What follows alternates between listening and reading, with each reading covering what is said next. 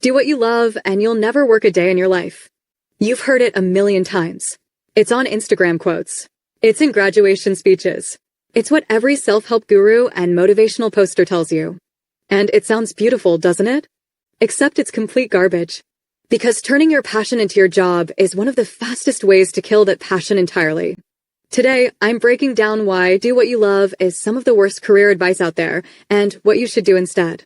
First, let's talk about where this advice even comes from. Do what you love and you'll never work a day in your life. It sounds empowering. It sounds like the key to happiness. And it makes people feel like if they're not passionately in love with their job, they're doing life wrong. The problem is, work is work. Even if you're doing something you love, there are going to be parts of it that suck. Parts that are boring. Parts that are stressful. Parts that make you want to quit. Maybe you love baking. Cool. Now bake the same cupcakes 500 times a week, deal with difficult customers, manage inventory, handle taxes, and market yourself on social media. Do you still love it? Maybe photography is your thing. Awesome. Now spend half your time editing photos you don't care about, chasing invoices from clients who won't pay, and shooting the same boring corporate headshots over and over. Do you still feel the passion? The do what you love advice ignores the reality that monetizing a passion changes it fundamentally. What was once fun and free becomes a commodity. What was once creative and spontaneous becomes a deadline. What was once yours becomes something you do for other people's approval and money. And that kills the joy. Here's what happens to most people who follow the do what you love advice. Step 1. You love something, let's say painting, writing, playing music, whatever.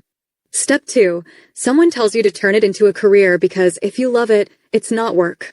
Step 3. You quit your stable job or go all in on your passion. Step 4. You realize that running a business around your passion is 10% doing the thing you love and 90% marketing, admin, finances, customer service, and dealing with burnout. Step 5. You start to resent the thing you used to love because now it's tied to your survival. If you don't paint, you don't eat. If you don't write, you can't pay rent. Step 6. The passion dies. Or worse, you keep doing it, but it feels hollow and joyless. This is called the passion trap, and it's destroyed more creative people than any other piece of advice. Let's dig deeper into why this advice is not just bad, it's actively harmful. Reason number 1. It makes you feel like a failure if you're not passionate about your job. Most people work to pay bills. That's it. And there's nothing wrong with that. But when society tells you that you're supposed to be passionate about your career, suddenly having a normal job that pays the bills feels like settling. Like you're wasting your life. And that's BS. You don't owe your employer your passion. You don't owe capitalism your soul. If your job pays you fairly, doesn't destroy your mental health, and gives you time to live your actual life, that's a win. You don't need to love it. Reason number 2, it ignores privilege. Do what you love is advice for people who have safety nets. If you have financial support, savings, or the ability to take risks without ending up homeless, sure, go chase your passion. But most people can't afford to quit their job and become a full-time artist or musician or travel blogger or whatever. They have rent, student loans, medical bills, families to support. Telling them to just follow their passion is tone-deaf and dismissive of reality. Reason number 3, it pressures you to monetize everything. You love gardening? Well, why aren't you selling plants online? You love writing? Why don't you have a book deal?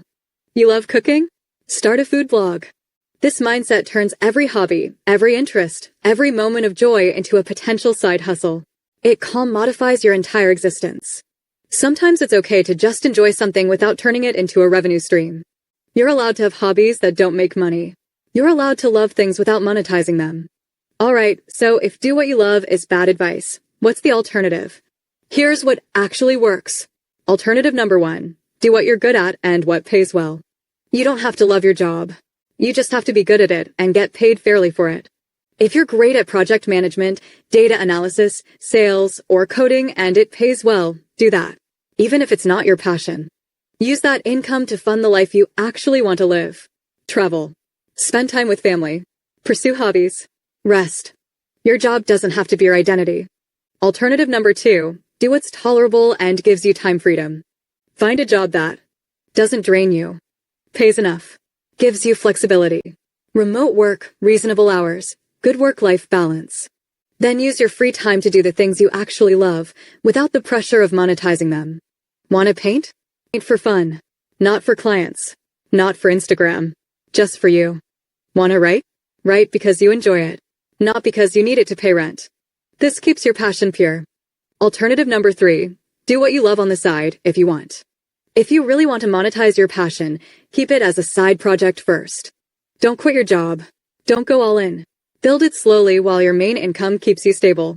If it grows into something sustainable, great. Transition when it makes sense. If it doesn't, that's fine too.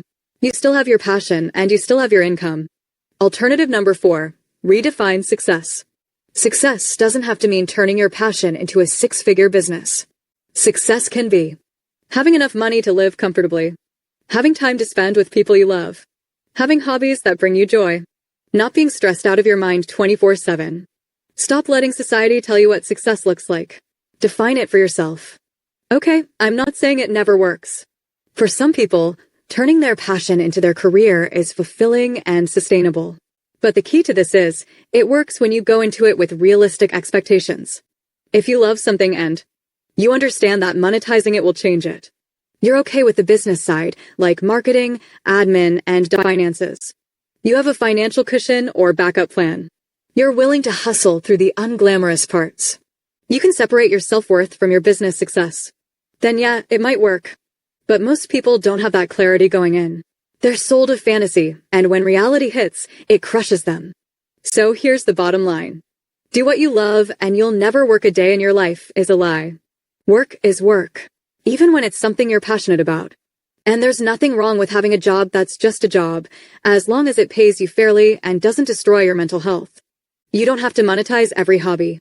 You don't have to turn your passion into your career. You don't have to love what you do for a living. You just have to live a life that feels good to you. And sometimes, that means keeping your passion separate from your paycheck. If this resonated, hit subscribe. Because we're done buying into the BS they've been selling us. See you in the next one.